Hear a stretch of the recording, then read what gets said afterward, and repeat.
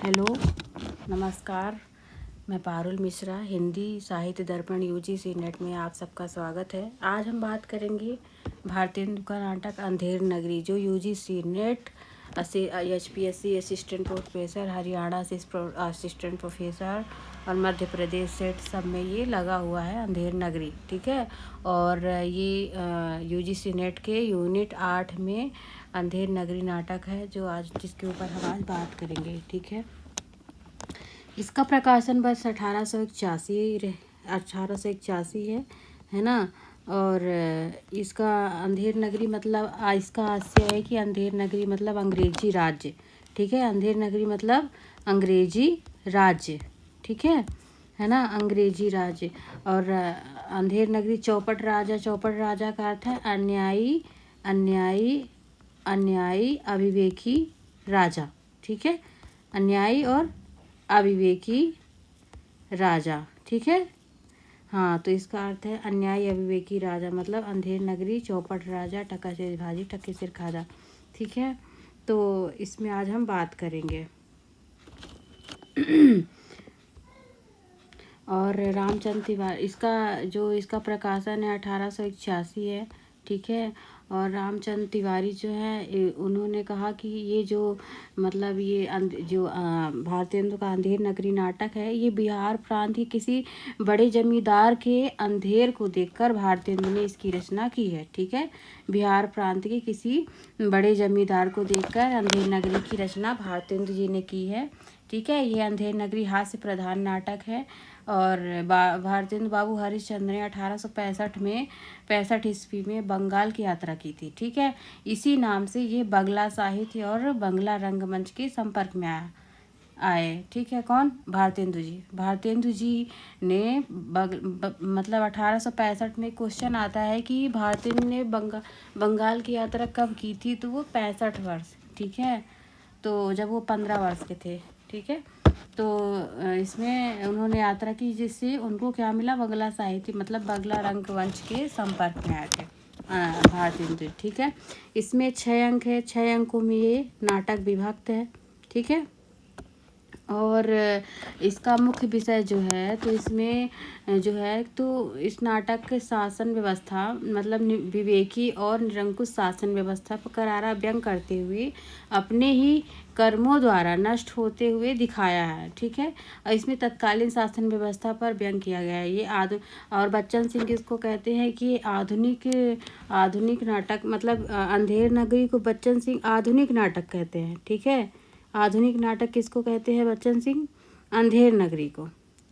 और वहीं जो भारत दुर्दशा है बच्चन जी का, उसको क्या कहते हैं? पहला राजनैतिक नाटक। ठीक है। पहला राजनैतिक नाटक भारतेंदु जी किसको बोलते हैं? भारत दुर्दशा को बोलते हैं। और पहला आधुनिक नाटक अंधेर नगरी को। ठीक है। आगे चलते हैं। और फिर जो इसको छः अंकों में विभाजित किया गया है। ठीक है। और भारतेंदु ने इसकी रचना एक दिन में की थी। ठीक है। क्वेश्चन आता है कि भारतेंदु का कौन सी रचना एक दिन में की थी, तो भारतेंदु ने अंधेर नगरी की रचना एक दिन में की थी।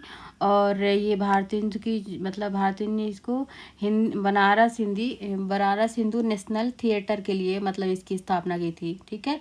तो क्या कहते हैं? भारतेंदु ने इसकी रचना एक दिन में की, एक दिन में ये लिखा गया नाटक है। ठीक है। एक दिन में इसकी रचना की और ये बनारस हिंदू नेशनल थिएटर के लिए लिखा गया था। ये अंधेर नगरी चौपट राजा। पहले अंक में एक महंत अपने 2 शिष्यों को, नारायण दास और गोवर्धन दास को लेके आते हैं। जो गोवर्धन दास और मतलब नारायण दास दोनों भिक्षा मांगने के लिए आते हैं, तो उनको लोभ न करने का उपदेश देते हैं पहले अंक में गुरु।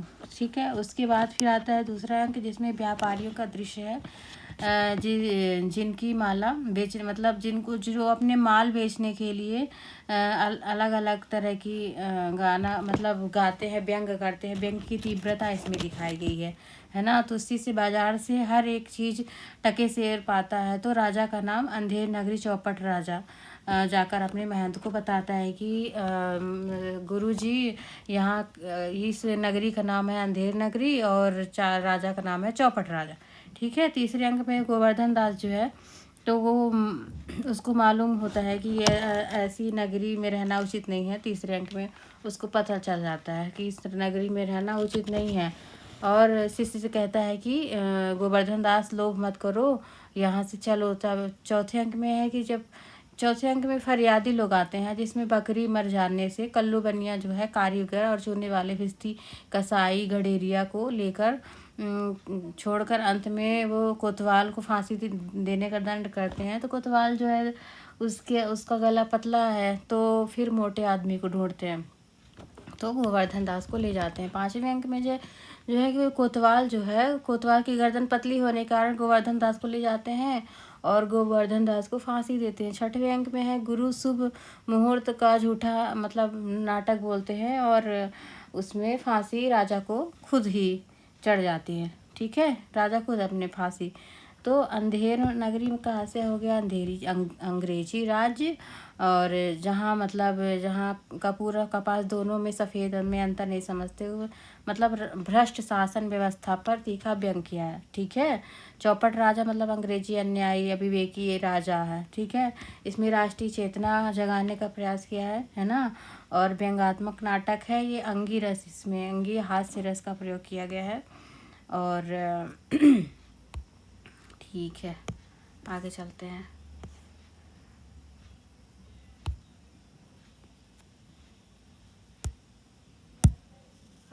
प्रथम अंक है बाह्य प्रांत। महंत जी दो चेलों के साथ गाते हुए आते हैं और राम भजो राम भजो राम भजो भाई, राम के भजे में गणिका तर गई, है ना।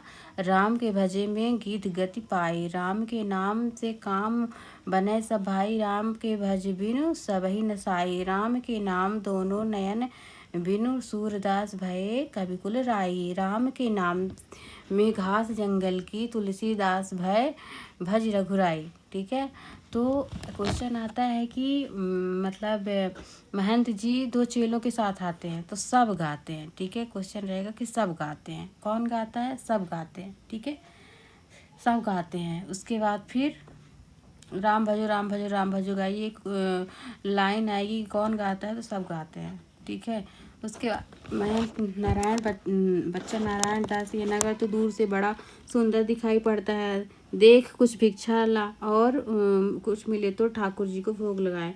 तो भिक्षा किस लिए मांगी जाती है? तो ठाकुर जी को भोग लगाने के लिए। ठीक है, आगे आता है नारायण दास।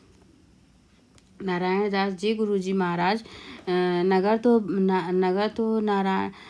तो नारायण के आश्रय से बहुत ही सुंदर दिख रहा है, भिक्षा सुंदर मिले तो बड़ा ही आनंद होगा। महंत जी कहते हैं बच्चा गोवर्धन दास तू पश्चिम की ओर जा, है ना। तो गोवर्धन किस ओर जाता है? तो गोवर्धन दास पश्चिम की ओर जाता है, पश्चिम की ओर जा। और नारायण तू पूरब की ओर जा, देख जो कुछ सीधा सामग्री मिले तो शालिग्राम जी को भोग लगाए। ठीक है, तो शालिग्राम जी को भोग लगता है। शालिग्राम एक छोटे से पत्थर की मूर्ति, काले कलर के पत्थर होते हैं, उनको शालिग्राम उनका भोग लगता है सबके घर में। ठीक है, गोवर्धन दास जी गुरु जी महाराज बहुत ही भिक्षा लाता हूँ, यहाँ के लोग तो बड़े ही मालवार हैं, दिखाई पड़ रहे हैं, आप कुछ चिंता मत कीजिए, बहुत लोभ मत करना। महंत जी कहते हैं कि बहुत लोभ मत करना, लोभ पाप का मूल है, लोभ मिटावत मान, लोभ अधिक नहीं कीजिए, जिसमें नरक निदान। ठीक है, इसमें वो कहते हैं इसमें 5 अंक है। ठीक है, 5 अंक में मतलब सबसे पहले इसी क्वेश्चन आता है कि सबसे पहला कौन सा है? तो बाह्य प्रांत। ठीक है, बाह्य प्रांत। ठीक है, पहला बाह्य प्रांत है, फिर दूसरा है बाजार। ठीक है, मतलब ऐसे याद कर सकते हैं कि गुरु और चेले बाहर से आते हैं, फिर बाजार में भी जाते हैं भिक्षा लेने। ठीक है, तो ऐसे याद कर सकते हैं, बाजार जाते हैं भिक्षा लेते हैं। तीसरे में आते हैं जंगल, मतलब जंगल की तरफ जब नारायण दास और गुरु जी चले जाते हैं जंगल। ठीक है, गोवर्धन दास रुक जाते हैं। फिर आता है चौथा, क्या आता है? चौथा आता है राज्यसभा। राज्यसभा में फरियादी आता है अपनी फरियाद लेके कि मेरी बकरी मर गई है। ठीक है, तो ऐसे याद करते हैं राज्यसभा। फिर आता है अरण्य। अरण्य में मतलब गोवर्धन दास बैठा रहता है मिठाई खाते हुए, उसको ले जाते हैं फांसी में चढ़ाने के लिए, तो अरण्य। फिर चौथा क्या है? शमशान। ठीक है, क्या है? शमशान। ठीक है, ठीक है, तो इसको हम बाबा जर मतलब ऐसे ट्रिक बना सकते हैं कि बाबा जर। जर मतलब ये है कि बा से बा है प्रांत, बा से बाजार, ठीक है। तो बा बाजार, बाबा जर। बा से बा है प्रांत, फिर बाजार है, जा से जंगल है, रा से राजसभा, ठीक है।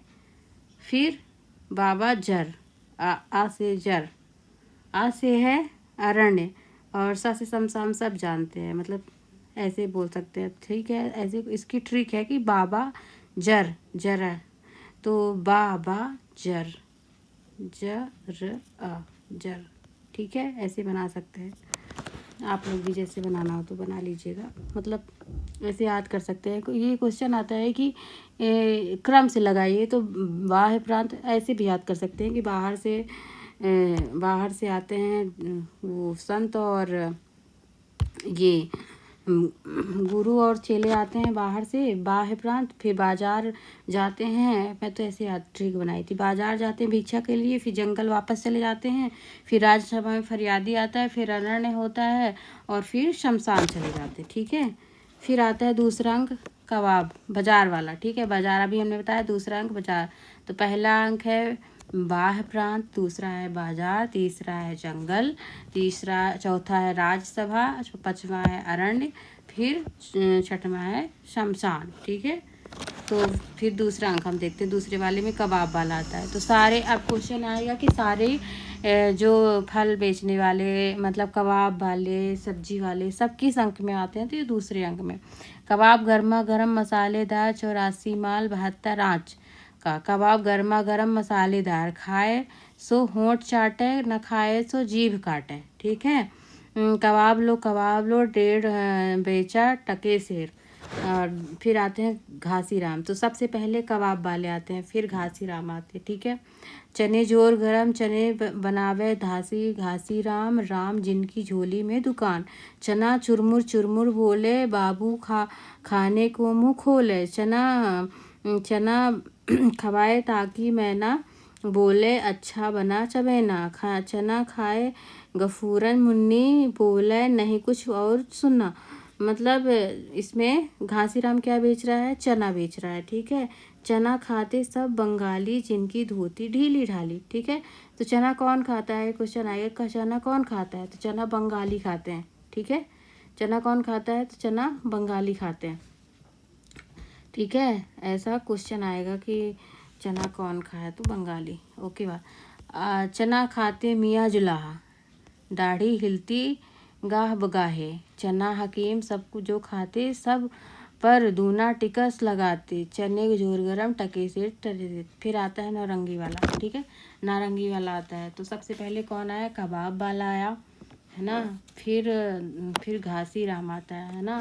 फिर नारंगी वाला तीसरे नंबर पे। नारंगी वाला क्या बेचता है, तो नारंगी वाला बेचता है सिलहट की नारंगी, बुटबल की नारंगी, राम बाग की नारंगी, आनंद बाग की नारंगी, नारंगी भाई नींबू से नारंगी, मैं तो पिया के रंग में नारंगी, मैं तो भूली लेकर संगी, नारंगी ले नारंगी। कबाब कबला नींबू, मीठा नींबू, सतरंग सतरंगा, सतरंग सतर संग मीठा नींबू, रंग तरा संग तरा, दोनों हाथों लो, दोनों हाथों से ले, पीछे हाथ मलते रहोगे, नारंगी लो नारंगी, टके से नारंगी। तो नारंगी वाला क्या बेचता है, मतलब जितनी भी सब मतलब फल हैं, जैसे नींबू है, मीठा नींबू, सतरंगा, ये नारंगी वाला बेचता है। हलवाई क्या बेचता है, जलेबी गर्मा गर्म ले, सब इमरती लड्डू, गुलाब जामुन, खुरमा, बुदिया, बर्फी, समोसा, पेड़ा, कचौड़ी, दाल मोटा, पकौड़ी, घेवर, गुपचुप, हलवा ले हलवा, मोहन भोग, मोहन दान, कचौड़ी, कचाका, हलवा गरम, चबाका, घी में गरम, चीनी में तरातर, चाशनी में चबाचब ले। मतलब हलवाई वाला क्या बेच रहा है, तो हलवाई वाला बेच रहा है ये जलेबी, समोसा, ये सब हलवाई वाला बेच रहा है। और ये सब किस अंक में आते हैं, तो ये सब दूसरे अंक में आते हैं, ठीक है। ये सब कहाँ आ रहे हैं, दूसरे अंक में। ठीक है। जो खाए वो पछताए, जो ना खाए वो पछताए। रेवड़ी कड़ाका पापड़ पड़ाका, ऐसी जात हलवाई जिसके 36 कौम है भाई, है ना। तो ये कौन बोलता है? ऐसी जात हलवाई जिससे के कौम जिसके 36 है भाई। कलकत्ते में बिल्सन मंदिर के लिए भीतरिए, वैसे ही अंधेर नगरी के हम हैं। सब सामान ताज़ा, खाजा ले खाजा, टके सिर खाजा। ठीक है, खाजा वजा कौन बेचता है? तो खाजा वजा बेचता है ये। फिर आती है कुजड़ी। कुजड़ी बोलती है ले धनिया, ले धनिया। फिर ले धनिया, ले सोआ, पालक, चौराई, बथुआ, केरमू, नोनिया, कुल्फा, कसारी, चना, सरसों का साग, मरसा ले मरसा। मरसा एक भाजी होती है। ले बैगन, सोआ, कोहड़ा, आलू, अरुइया, भंडा, है ना, नेनुआ, सूरन, राम, तरोई, मुरई। ले आदि, मिर्चा, लहसुन, प्याज, टिकोरा। ले फालसा, खिन्न, आम, अमरूद, नीबुआ, मटर। हो रहा जैसे काजी वैसे पाजी, जैसे काजी वैसे पाजी। रैयत राजी, टके सेर भाजी। ले हिंदुस्तान का मेवा, फूट और बैर। ठीक है, तो ये कुजड़ी वाली बेचती है। फिर आता है मुगल, है ना। कौन आता है? मुगल। मुगल आता है। मुगल क्या बेचता है? मुगल बेचता है बादाम, पीसते। ठीक है, यहाँ पे मुगल। ठीक है, तो मुगल बादाम, पिस्ते, अखरोट, अनार, विहिदाना, मुनक्का, किशमिश, अंजीर, ये सब कौन बेचता है? तो ये आप जो सलाकू, ये सेब, नाशपाती, विही, सरदा, अंगूर की पिटारी, आमरा। ऐसा मुल्क जिसमें अंग्रेज की दांत भी खट्टा हो गया, नाहक ही रुपया खराब हुआ, है ना। फिर बेवकूफ़ बना के हिंदुस्तान का आदमी, कलकत्ता हमारे यहाँ आदमी, बुम्बुक बुम्बुक। लो सब मेवा टके सेर, है ना। लो सब मेवा टके सेर। तो सब लो टके सेर। उसके बाद चूरन वाला आता है, पाचक वाला। तो पाचक वाला क्या बेचता है? बुम्बुक बुम्बुक मतलब होता है हिंदुस्तान का आदमी। ऐसे लिखा है कि जैसे हिंदुस्तान का आदमी, है ना। तो हिंदुस्तान का आदमी क्या लिखा है? हिंदुस्तान का आदमी ये बुम्बुक बुम्बुक मतलब हमारे यहाँ का आदमी मोटा मोटा है, और ललक ललक मतलब हिंदुस्तान का आदमी दुबला पतला, है ना। हिंदुस्तान का आदमी क्या है? दुबला पतला, है ना। और बुम्बुक मतलब हट्टा कट्टा। ये जो अमीरात देश के लोग होते हैं, तो उन्होंने कहा कि हमारे यहाँ अंग्रेज़ों ने शासन नहीं किया, और ये यहाँ के लोग, हमारे यहाँ के लोग बादाम पिस्ता खाते हैं, तो हट्टे कट्टे मोटे ताजे हैं। ठीक है, तो ये फिर आता है पाचक वाला। पाचक वाला क्या बेचता है? पाचक वाले बेचता है चूरन, अमलबेत। अमलबेत एक खट्टा फल है। ठीक है, अमलबेत एक खट्टा फल है। क्या है? खट्टा फल, अमलबेत। ठीक, अमलबेत एक खट्टा फल है। जिसको खाते कृष्ण मुरारी, मेरा पाचक है पचलोना, जिसको खाता श्याम सलोना। चूरन बना मसालेदार, जिसमें खट्टे की बहार। मेरा चूरन जो कोई खाए, मेरा चूरन जो कोई खाए, मुझको छोड़ कहीं नहीं जाए। हिंदू चूरन इसका नाम, विलायत पूरन इसका काम।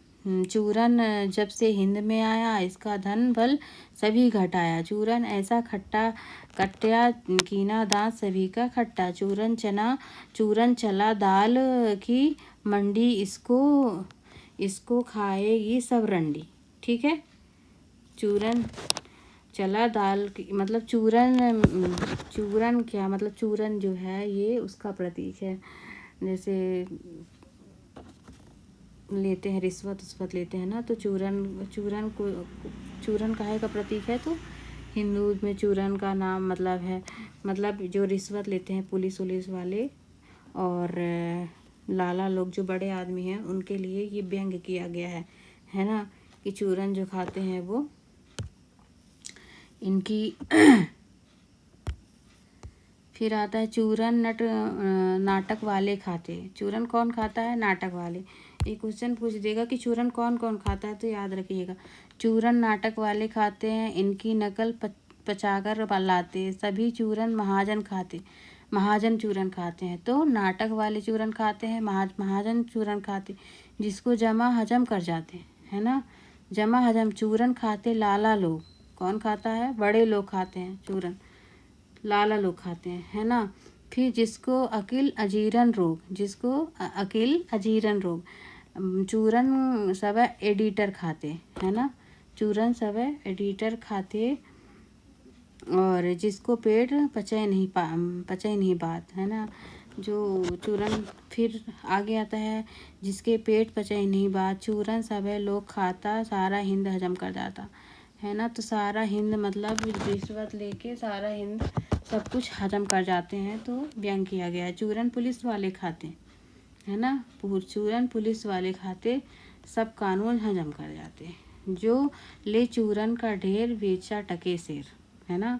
ले चूरन का ढेर बेचा टके सेर। फिर आती है मछली वाली, है ना। मछली वाली, मछली ले मछली, मछली रे मछली, मछरिया सब एक टके के बिकाए, लाख टका के बाला जोवन नाहक सब ललचाए। नैन मछरिया रूप जाल में देखत ही फंस जाए, बिन पानी मछली सो विहिया मिले बिना आकू लाए। जात वाला, जात वाला क्या कहा बेचता है? तो ये ब्राह्मण, मतलब ये जात ले ये तो जात वाला कौन सा है? तो ये ब्राह्मण है। टके से जात ले एक टका की बात, 1 टका दो, हम दो सभी अपनी जात बेचते हैं। टके के वास्ते ब्राह्मण से धोबी हो जाए, धोबी को ब्राह्मण कर दे। टके शेर के वास्ते जैसे को वैसी व्यवस्था दे। टके के वास्ते झूठ से सच हो जाए, है ना। टके के वास्ते फिर आते हैं, फिर कौन आता है? टके के वास्ते ब्राह्मण मुसलमान हो जाए। क्या हो जाए? ब्राह्मण मुसलमान हो जाए। तो जात वाला यहाँ पे जात बेच रहा है, ठीक है।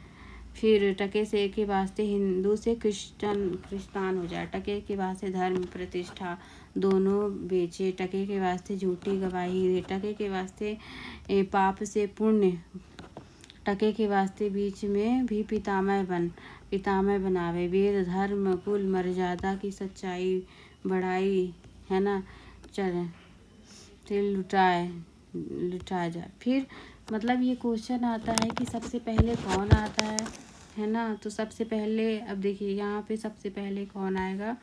तो सबसे पहले यहाँ पे आता है कबाब वाला, है ना। कौन आता है? कबाब वाला। तो सबसे पहले कबाब वाला। फिर दूसरे नंबर में कौन आता है? दूसरे नंबर में घासी राम आता है ना। घासी राम ये क्रम से लगाने के लिए आता है, इसलिए आप लोग इसको ध्यान से लिख के याद करके 10 बार लिखना, 10 बार याद करना, तब याद होगा। फिर आता है नारंगी वाला, ठीक है। फिर आता है नारंगी वाला। फिर आता है हलवाई जिसके 36 हैं भाई, है ना। फिर रहते कुजड़िन आती है। कुजड़िन 5वें नंबर में आती है ना। कुजड़िन, फिर कुजड़िन आती है ना। कुजड़िन के बाद कौन आता है? मुगल आता है ना। मुगल आता है। फिर कौन आता है? फिर जात वाला आता है ना। जात वाला। मुगल के बाद जात वाला आता है ना। फिर पाचक वाला आता है। जात वाले के बाद कौन आता है? पाचक वाला, चूरन जो बेचता है, पाचक वाला।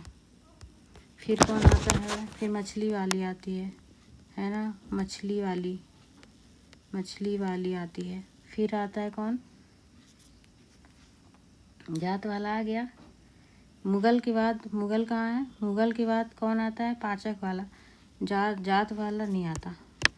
मुगल के बाद पाचक वाला आता है। फिर मछली वाली आती है। फिर जात वाला आता है ना। जात वाला। जात वाले के बाद फिर बनिया आता है, सबसे अंतिम में बनिया आता है। तो 1 2 3 4 5 6 7 8 9 10, 10 लोग आते हैं। इसको क्रम से आप लोग याद कर लेना, ठीक है। फिर आते हैं गोवर्धन दास, ये सब दूसरे अंक में आ रहा है ना, सब दूसरे अंक में, ये सब दूसरे अंक में क्वेश्चन आता है कि ये सब किस अंक में है, तो ये सब दूसरे अंक में है, ठीक है। फिर आते हैं गोवर्धन दास आ गए। बनिया, बनिया क्या बेच रहा है, तो बनिया आटा, दाल, लकड़ी, नमक, घी, चीनी, मसाला, चावल। बाबा जी लोग बाबा जी का चेला जो है गोवर्धन दास आता है और सब बेचने वाले की आवाज़ सुन सुनकर खाने में आनंद बड़ा ही प्रसन्न होता है। गोवर्धन दास कहते हैं भाई बनिया आटा कितने सेर, तो बनिया बोलता है टके सेर। गोवर्धन दास बोलता है और चावल, तो चावल टके सेर, चीनी, चीनी टके सेर, और घी, घी टके सेर, सब सब टके सेर भाई। बनिया बोलता है हाँ महाराज, क्या झूठ बोलूँगा। तो गोवर्धन दास बोलता है कुजड़ीन के पास जाता है, क्यों माई, क्यों माई, क्या क्या बेच रहे हो। तो सब भाजी टके सेर, वाह वाह बड़ा आनंद है। सभी चीज़ टके सेर हलवाई के पास जाता है और हलवाई के पास जाता है और हलवाई कहता है क्या भाई हलवाई मिठाई कितने सेर बाबा जी। हलवाई कहता है बाबा जी लड़ुआ जलेबी गुलाब जामुन ख्वाजा सब टके सेर, वाह वाह। गोवर्धन दास बोलता है वाह बड़ा आनंद है, क्यों बच्चा मुझसे मस्खरी तो नहीं कर रहा, सचमुच सब टके सेर। हाँ बाबा जी सब टके सेर हैं। हलवाई सब इस नगरी की चाल ही यही है, सब यहाँ टके सेर है। तो बोलता है गोवर्धन दास बोलता है क्यों बच्चा इस नगरी का नाम क्या है। हलवाई बोलता है अंधेर नगरी। गोवर्धन दास बोलता है राजा का क्या नाम है, तो हलवाई बोलता है चौपड़ राजा। तो गोवर्धन दास बोलता है कि वाह वाह अंधेर नगरी चौपट राजा टका सिर भाजी टका सिर खाजा, ठीक है। और यहाँ गाता हुआ वो चला जाता है। तो ये किस अंक में बोलता है, तो ये दूसरे अंक में बोलता है, ठीक है। दूसरे अंक में बोलता है अंधेर नगरी चौपट राजा। फिर हलवाई बोलता है लो बाबा जी कुछ लेना हो तो दे दूँ बच्चा। गोवर्धन दास बच्चा भिक्षा मांग कर 7 पैसे लाया हूँ। भिक्षा मांग कर वो कितने पैसे लाता है, तो 7 पैसे, ठीक है। गोवर्धन दास 7 पैसे लाता है। 3.5 सेर मिठाई दे दे गुरु, और चेला आनंद पूर्वक इतने छक से खा जाएंगे। और मिठाई लेकर तो बाबा जी की मिठाई लेकर अंधेर नगरी गाते हुए वो जाता है, यवनिका गिरती है। तीसरा अंक आ गया, ठीक है। तो जब मिठाई लेके वो जाता है, तीसरे अंक जंगल है ना, जंगल नारायण दास राम भजो इत्यादि गाते हुए आते हैं। और दूसरी तरफ नारायण दास क्या गाता है, देखो महंत जी और नारायण दास एक ओर से राम भजो इत्यादि गाते हुए आते हैं और दूसरी ओर से गोवर्धन दास अंधेर नगरी गाता हुआ आता है ना। तो नारायण दास क्या गाता है, तो नारायण दास राम भजो राम भजो राम भजो भाई, ठीक है। राम के भजने से सरिका तर गई, ये सब गाता है। गोवर्धन दास अंधेर नगरी चौपट राज। फिर महंत आते हैं। महंत कहते हैं बच्चा गोवर्धन दास क्या कह भिक्षा लाया है, क्या भिक्षा लाया। गठरी तो मालूम पड़ रही है ना। गठरी तो भारी मालूम पड़ रही है ना। तो फिर गोवर्धन दास कहता है कि बाबा जी महाराज बड़े ही माल लाया हूँ, 3.5 सेर मिठाई लाया हूँ। महंत कहता है देख बच्चा, मिठाई की झोली अपने सामान रख के खोल कर दिखाते, वाह वाह बच्चा कि इतनी मिठाई कहाँ से लाया, कि धर्मात्मा मैंने भेंट की। गोवर्धन दास कहता महाराज जी 7 पैसे की भीख मिली थी, उसी से मिठाई ले लिया। महंत बच्चा नारायण मुझसे कहा था कि ये सब चीज़ टके से मिल रही है। हाँ नारायण दास ने बताया था महंत से कि सब चीज़ यहाँ टके से है, तो मैंने इसकी बात पर विश्वास नहीं किया। बच्चा ये कौन सी नगरी है, ये कौन सा राजा है जिसका टके से सब मिल रहा है ना। तो यहाँ पर एक चीज़ ये ध्यान देंगे कि यहाँ पर जो सबसे पहले यहाँ मतलब क्रम काहे का आएगा, तो विक्रेताओं का क्रम आएगा, है ना। किसका क्रम आएगा, तो जो विक्रेता जो बाजार में सामान बेच रहे हैं उनका क्रम आता है, क्रमानुसार उनको लगाने के लिए। फिर आता है संवाद, है ना, संवाद आता है कि कौन किससे बोला, ये जो संवाद चल रहा। फिर गोवर्धन दास का संवाद, गोवर्धन दास जो बोल रहा है बोल रहे हैं उनका संवाद आएगा। ठीक है, जैसे कुजड़िन बनिया हलवाई से क्या पूछ रहे हैं, वो गोवर्धन दास पूछ रहे हैं। ठीक है, फिर आता है गोवर्धन दास का, महंत जी पूछते हैं कौन सी नगरी है, तो गोवर्धन दास कहते हैं अंधेर नगरी, चौपट राजा, टके सिर भाजी टके सिर खाजा। महंत जी कहते हैं तो बच्चा ऐसी नगरी में रहना उचित नहीं है जहाँ टके सिर भाजी टके सिर खाजा हो। और दोहा होता है कि सेत सेत सब एक से, जहाँ कपूर कपास, ऐसे देश कुदेश में कबहू न कीजिए बास। कोकिला बायस एक सम, पंडित मूरख एक, इंद्रायन दृढ़िम विषय, जहाँ नेक विवेक। बस ये ऐसे देश नहीं, कनक विशिष्ट जो होय, रहिए तो दुख पाइए प्राण लीजिए रोए। सो बच्चा चलो यहाँ से, ऐसे अंधेर नगरी में हजार मन मिठाई मुक्त मिले तो किस काम के। यह एक क्षण यहाँ रुकना सही नहीं है। मतलब जहाँ कपूर और कपास एक ही भाव में मिल रहे हो, यहाँ रहना उचित नहीं है। ठीक है, तो अब आगे चलते हैं। फिर गोवर्धन दास कहता है गुरुजी, ऐसा तो संसार में कोई देश नहीं है जो दो पैसा पास रहते ही मज़े से पेट भरता हो। मैं तो इस नगरी को छोड़कर नहीं जाऊंगा जहाँ दिन भर मांगो पेट नहीं भरता। तो बाबा जी कहते हैं, बाबा जी ने मना किया था कि वरंच बाजे दिन उपास रहना पड़ता है, तो सो मैं यहीं रहूँगा। नारायण दास कहता है कि मैं यहीं रहूँगा। ठीक है, महंत जी कहते हैं देख लो बच्चा, देखो बच्चा पीछे पछताओगे। गोवर्धन दास कहते हैं आपकी कृपा से कोई दुख ना होगा, मैं तो यहीं कहता हूँ कि आप भी यहीं रह जाइए। ठीक है, तो महंत कहते हैं तो मैं इस नगरी में एक क्षण भी नहीं रहूँगा, देख मेरी बात मान ले, पीछे पछताएगा। ठीक है, तो महंत का और गोवर्धन दास का संवाद किस अंक में होता है, तो तीसरे अंक में। ठीक है, ये तीसरे अंक में दोनों बात कर रहे हैं। पूछाएगा कि महंत का और इसका संवाद किस अंक में होता है, तो तीसरे अंक में। कभी संकट पड़े तो हमारा स्मरण करना। गोवर्धन दास कहता है कि प्रणाम गुरुजी, मैं आपका नित्य स्मरण करूंगा, मैं तो फिर भी कहूँगा कि आप भी यहीं रहिए। महंत जी और नारायण दास दोनों चले जाते हैं। गोवर्धन दास बैठ के मिठाई खाता है और रेवानिका गिरती है। अब जाता है चौथा अंक।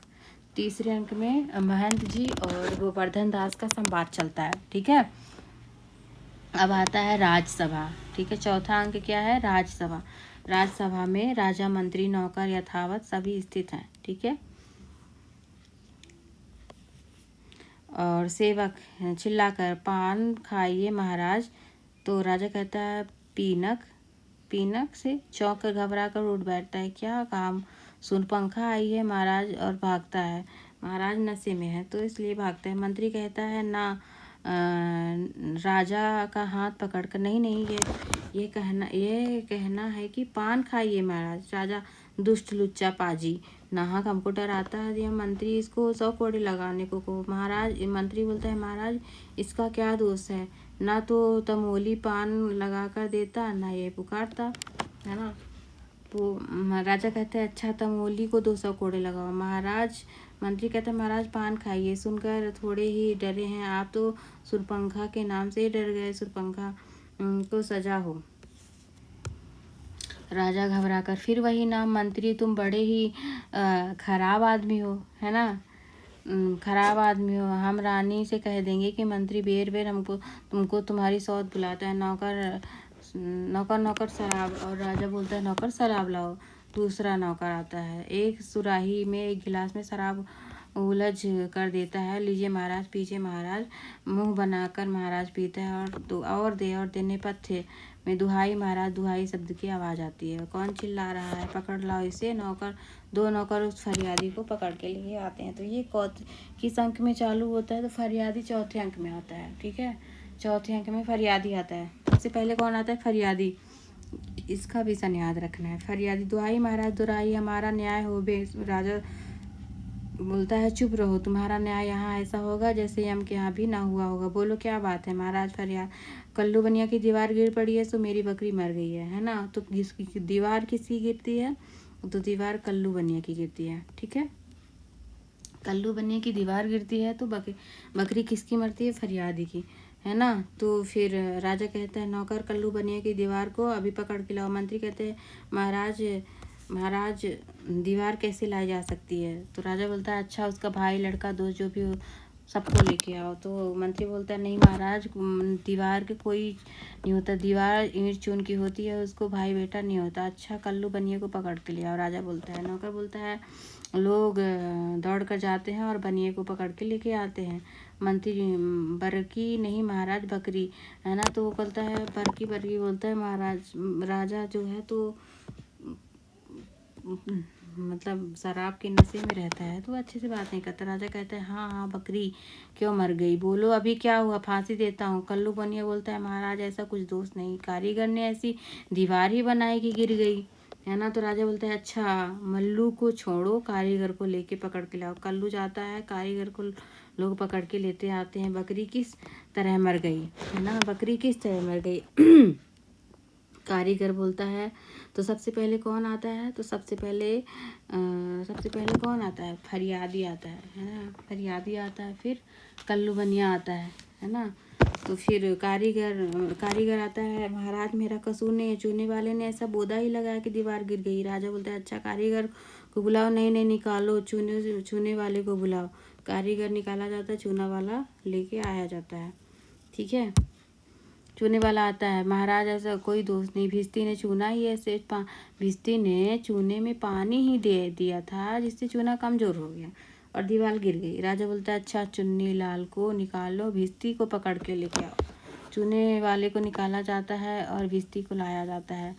क्यों भिस्ती गंगा जमुना की किश्ती, इतनी पानी क्यों दिया, है ना। क्या बोलता है क्यों भिस्ती गंगा जमुना की किश्ती ने पानी क्यों दिया, इसकी बकरी गिर पड़ी और दीवार में दब गई। भिस्ती बोलता है महाराज गुलाम का कोई कसूर नहीं है, कसाई ने मशक ही इतनी बनाई थी कि उसमें पानी ज़्यादा हो गया। अच्छा कसाई को लेके आओ। भिस्ती निकाला जाता है, कसाई को लेके आया जाता है। क्यों भी कसाई मशक क्यों इतनी बनाई, दीवार लगाई बकरी दब गई, बकरी दबाई।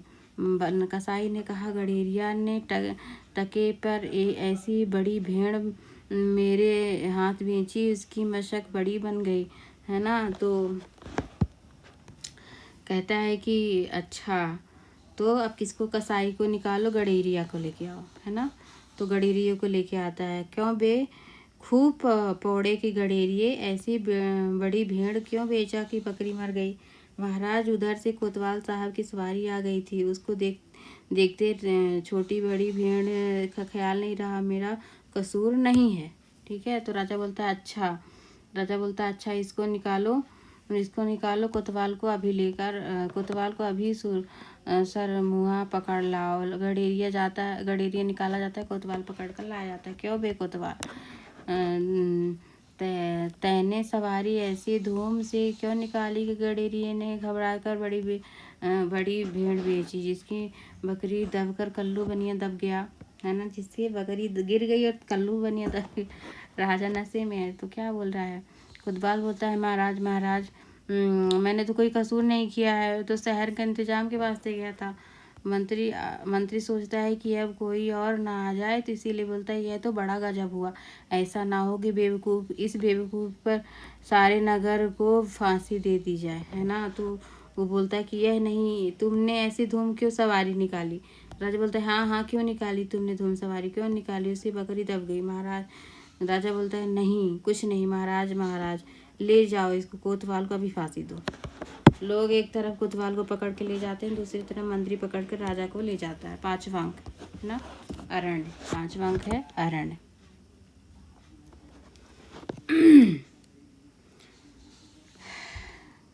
राग फाकी, राग काफी, गोवर्धन दास गाते हुए आते हैं, है ना। गोवर्धन दास तो 5वें अरण्य में क्या है, गोवर्धन दास बैठ के जलेबी खा के गा रहे हैं। अंधेर नगरी अनबुझ राजा, ये किस अंक में है, तो ये 5वें अंक में गा रहे हैं गोवर्धन दास। कौन गा रहा है, गोवर्धन दास। अंधेर नगरी अनबुझ राजा, टका शेर बाजी टके शेर खाजा, ऊंच नीच सब एक ही ऐसे, जैसे भड़ुआ पंडित तैसे, कुल मर्जाद न मान बढ़ाई, सब एक से लोग लुगाई, जात पात पूछे नहीं कोई, हर को भजय सो हर को होई, वेश्या जोरू एक समान, बकरी गऊ एक करी जान, साचे मारे मारे डोले, छली दुष्ट सिर चढ़ी चढ़ी बोले, प्रगट सभ्य अंतर छलधारी, सोई राजसभा बल भारी, साँच कहे ते पनहि खावे, झूठे बहुविधि पदवी पावे। छलियन के एका के आगे, लाख कहो एकौ नहीं लागे, भीतर होय मलिन की कारो, चाहिए बाहर रंग चटकारो, धर्म अधर्म एक दर साई, राजा के सो न्याय सदाई, भीतर स्वाहा बाहर साधे, राजई करें अमल और प्यादे, अधाधुंध मचो सब देसा, जैसे राहत अधाधुंध मचो सब देसा, मानव राजा रहत विदेसा। ये कौन कहता है? गोवर्धन दास 5वें अंक में कह रहा है। ठीक है, गोवर्धन दास 5वें अंक में कह रहा है, जो श्रुति आदर नहीं होई, मानव निपति विधर्मी कोई, ऊंच नीच सब एक ही सारा, मानव ब्रह्मा ज्ञान विस्तारा, अंधेर नगरी अनबुझ राजा, टका सिरबाजी टके सिर खाजा, बैठ के मिठाई खाता। गुरुजी ने हमको नाहक यहाँ रहने के लिए मना किया था। माना कि देश बुरा है, पर अपना क्या है, अपना किसी राजकार से थोड़ी कुछ लेना देना। रोज मिठाई चबाना, मजे आनंद से रहना, राम भजना। तो फिर इधर मिठाई खाता हुआ बैठा रहता है। तो फिर पहला प्यादा आता है। चल बे चल, बहुत मिठाई खाकर मुटाया है, आज तू पूरी हो गई है। तो उस क्या बोलता है, पूरी हो गई बाबा जी, चलिए दूसरा प्यादा, नमो नारायण कीजिए, है ना। तो फिर घबरा कर जाता है।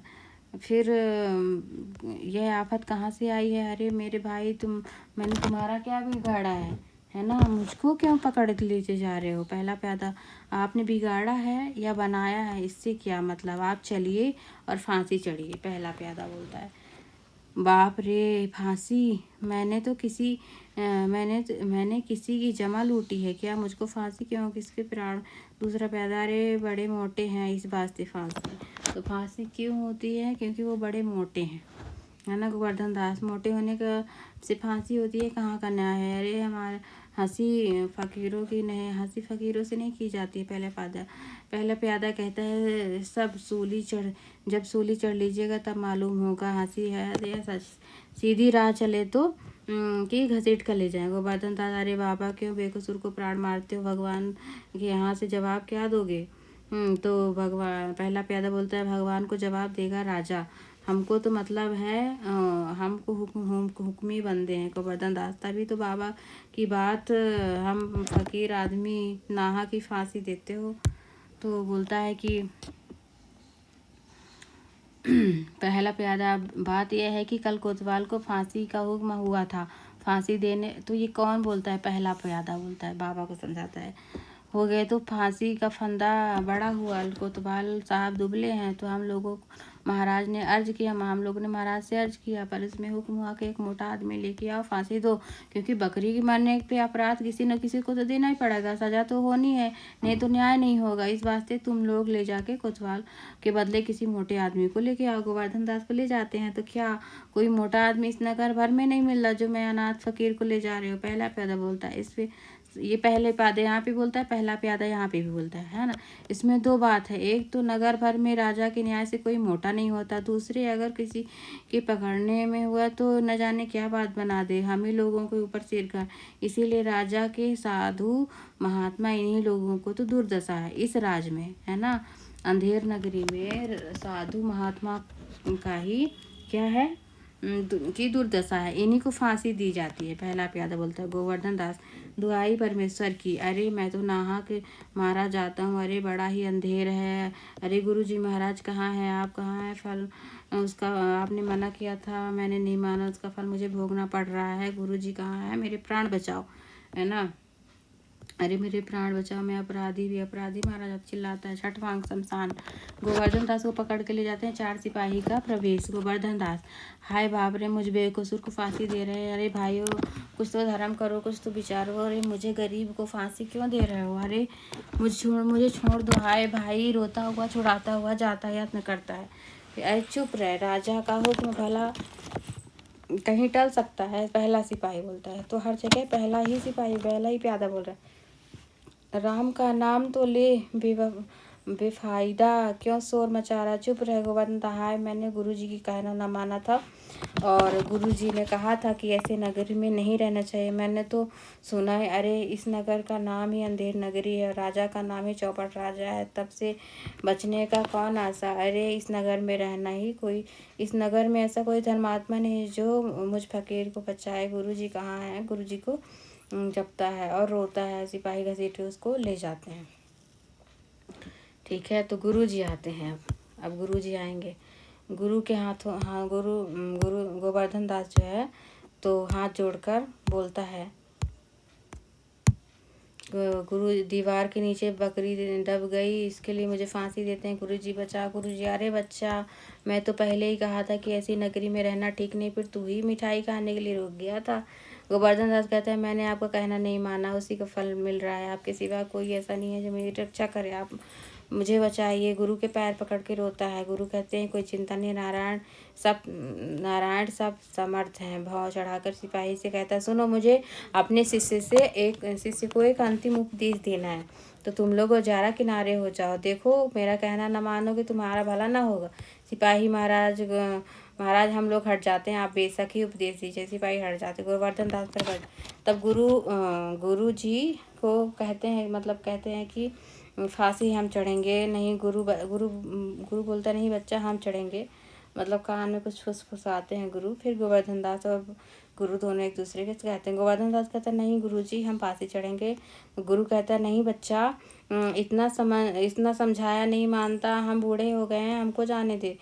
फिर बोलते हैं कि स्वर्ग जाने से बूढ़ा जवान गया, आप तो सिद्ध हो गए हैं, हम चढ़ेंगे फांसी। तो पहला सिपाही बोलता है, भाई क्या माजरा है, समझ नहीं आ रहा है। दूसरा सिपाही बोलता है, नहीं समझ नहीं आ रहा है, क्या हुआ। राजा कहता है, क्या गोलमाल है। पहला सिपाही, महाराज चेला और गुरु दोनों फांसी चढ़ रहे हैं।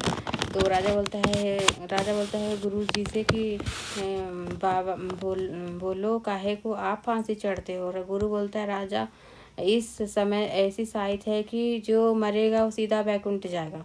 मंत्री तू कहता तो सीधे हम ही फांसी चढ़ेंगे। गोवर्धन कहता है, ना, हम चढ़ेंगे, हमको तो हुक्म हुआ है ना, हम चढ़ेंगे। कोतवाल कहता है, हम लटकेंगे, हमारा तो सबब में दीवार हमारे सबब तो दीवार गिरी है। राजा, चुप रहो सब। अच्छा, राजा के अच्छा तो और कोई बैकुंठ जा सकता है। हमको फांसी चढ़ाओ, जल्दी जल्दी चढ़ाओ, जहाँ धर्म हमको फांसी। गुरु कहते हैं कि जहाँ, बहुत इम्पोर्टेंट है, किस अंक में, 6वें अंक में है ना, तो शमशान 6वें अंक का क्या नाम है, शमशान। तो वहाँ का ये कथन है कि जहाँ न धर्म न बुद्धि नीति न सुजस समाज, ऐसे ही आपहु नसै जैसे चौपट राज, है ना। राजा को लोग टिकट पर चढ़ा देते हैं और तो फांसी जाती है। यह नाटक समकालीन नाटक है, जिसमें यह किसी भी समय के अन्याय, अत्याचार, भ्रष्टाचार, विवेक शून्यहीन मनमानेपन और रोशनी डालता है। इस प्रश्न व्यंग्यात्मक है, जो कुछ भी कहा गया उतना ही अधिक कहने की गुंजाइश भी है। रंगकर्मी कुशल निर्देशक इस नाटक में बहुत ही कुछ समावेश करने की क्षमता को इस्तेमाल करके अपने समय में ही समस्याओं को रेखांकित करते सत्यप्रकाश मिश्र कहते हैं। ठीक है, इसमें, और ये नाटक व्यंग्यात्मक नाटक है।